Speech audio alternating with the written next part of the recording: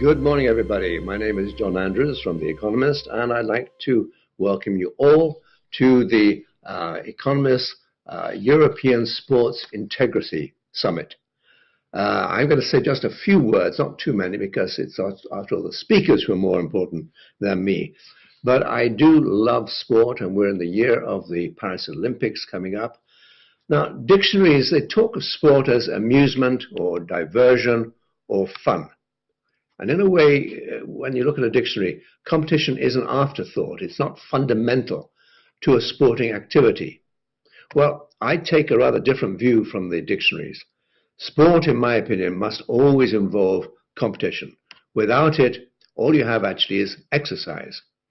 But how will the competition be fair, which is really the subject of our summit today? When people see something obviously unfair or against the so-called spirit of the game, the English have an expression, that's not cricket.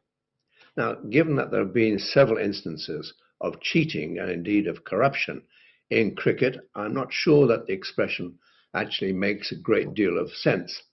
The fact is that the integrity of the world of sport is constantly under threat. One example that you're all, I think, very familiar with is performance-enhancing drugs, which over the decades have cursed professional cycling, for example. I mean, just think of Lance Armstrong and the Tour de France. And athletics, too, has suffered many, many scandals. Think of sprinters such as Canada's Ben Johnson in the 1988 Seoul Olympics, or America's Tim Montgomery in 2021. Oh, sorry, 2001, not 21. That was the COVID era. In 1995, Bob Goldman, a Chicago doctor, asked 198 American athletes. This is quite a famous experiment. He asked 198 American athletes of Olympic standard if, in the knowledge that they would win and would not be caught, if they would take a banned substance. Now, only 3 of the 198 said they wouldn't take the drug. Dr. Goldman then changed the question. He said, by taking the drug, the athlete would win every competition for the next 5 years, would not be caught, but would then die from the drug's side effects. Now, incredibly, more than half his survey said they would still take the drug. Well, that shows a sort of a passion for sport which has gone into madness. Of course, some athletes in the past had no choice. East Germany was famous for its state-administered doping program, and you've had similar examples now from Russia. And a state-backed doping program means that the only Russian athletes that compete now have to prove they're clean. They must then compete as neutrals rather than under the Russian flag.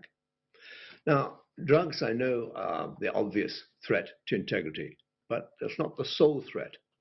Arguably, a bigger threat actually is gambling. In soccer, for example, and football, betting companies, they sponsor teams, they encourage fans to bet on their results, and sometimes that betting is illegal, but whether legal or illegal, the effect is the same. As the world of tennis knows, players can be bribed to cheat, and that's remarkably easy to do at tennis. You only have to have a double serve, double fault when you serve, for example, or hit a ball out or into the net. The same has been true of snooker and of cricket in South Africa, India, Pakistan. And the problem is, from the point of the view of the authorities trying to stop this kind of cheating, is it can be virtually impossible to detect. So I don't frankly envy the authorities in their efforts to ensure a level playing field, as a sporting metaphor has it. But at least those efforts, especially in anti-doping, are making actually quite a lot of progress. This year, the Paris Olympics will be watched by billions around the world, and let's simply hope that the Games and all other sports events that we watch will be marked not by doping and by gamesmanship, but by excellence and sportsmanship. That, frankly, is enough from me. What I want to do now is introduce 3 video clips through tape recordings from Thomas Bach, who is the president, as you know, of the International Olympic Committee. He'll be followed by Andrew Parsons, who has the same role but for the International Paralympic Committee. And then of the three, Witold Banka, who is the president of the World Anti-Doping Agency. So he really is the man in the hot seat.